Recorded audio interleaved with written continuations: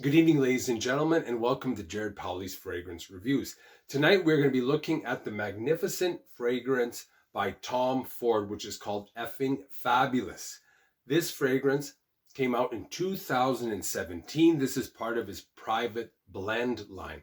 This is an incredible fragrance, and it is also very expensive. It comes in many sizes, 30 mils, 50 mils, 100 mils, and a 250 ml decant bottle. To me, this fragrance defines Tom Ford and his line. This is a incredibly luxurious fragrance. It is creamy, it has vanilla, and it has leather. This, for me, is his best fragrance. My personal favorite out of everything that I have tried. And I've tried sampled maybe 25, 30 of Tom Ford's fragrances over the years. So we're just going to give it a spray on my wrist here, back of my hand.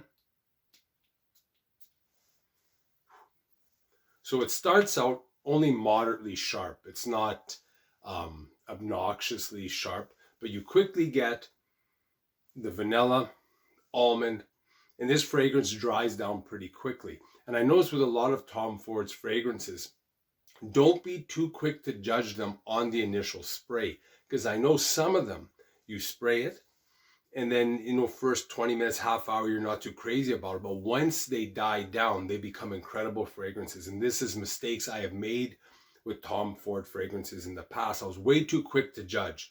Let it dry down. And as the dry down occurs in this fragrance, it becomes smoother. The sweetness remains, but the leather really starts to kick in. And you also start to sense like a nutty vanilla type of vibe. Later on, this is something that I find in this fragrance. It loses a bit of its power. It retains most of its depth. It becomes a little more powdery. It's still sweet and leathery. But the one quality about this fragrance that I've never heard anyone talk about is I have a 1990 bottle of Christian Dior Fahrenheit. So the first formulation of Christian Dior Fahrenheit was an incredible fragrance. It is nothing like the fifth formulation, which is out today. This fragrance has a little bit of that DNA, but this is sweeter and it's smoother and nuttier. But you can still, later on, I can pick up the old Christian Dior Fahrenheit vibes. And that Christian Dior Fahrenheit is overall probably my most favorite fragrance. This has very good longevity, but the scent draws closer to the skin as the hours pass by. It does not have a great sillage or scent trail, and it has an average bubble.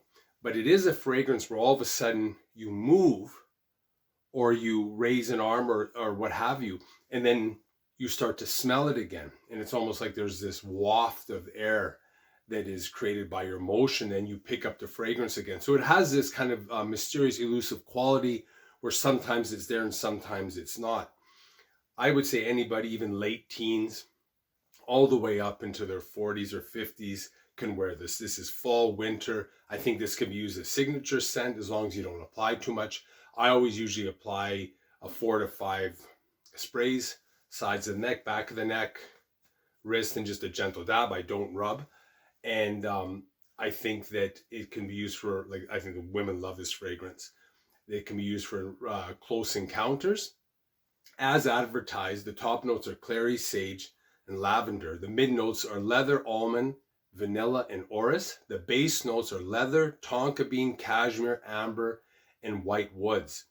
So this is a seductive fragrance. This is Tom Ford at his best. This is very sexy, it's gorgeous, but it is missing something that prevents it. Like I said, it's my favorite fragrance of his, but there is, I think that maybe it's the longevity. Maybe it lacks a little bit of pop once it dries down, a little bit of grab me attention. It smooths down, but it doesn't push the way that some of his other fragrances push. It kind of starts to become more and more transparent. And the depth, this power and depth that some of his fragrances have, this fragrance lacks just a little bit. And for the price, you kind of want to get it all. But it is luscious. It is a luscious fragrance. That's the best way to describe it. But I just wish it's missing that dimension that makes it like a real attention grabber when you walk in the room. It's so close to being a 10 out of 10. But because of some of the performance factors, and maybe there's a note missing, what that note is, I don't know, to give it a little more of that sharp quality later on, I would have to put this at like a 9 out of 10, which is still extremely high. I love smelling it. Just taking and smelling the cap is a joy, or you keep smelling the back of your hand.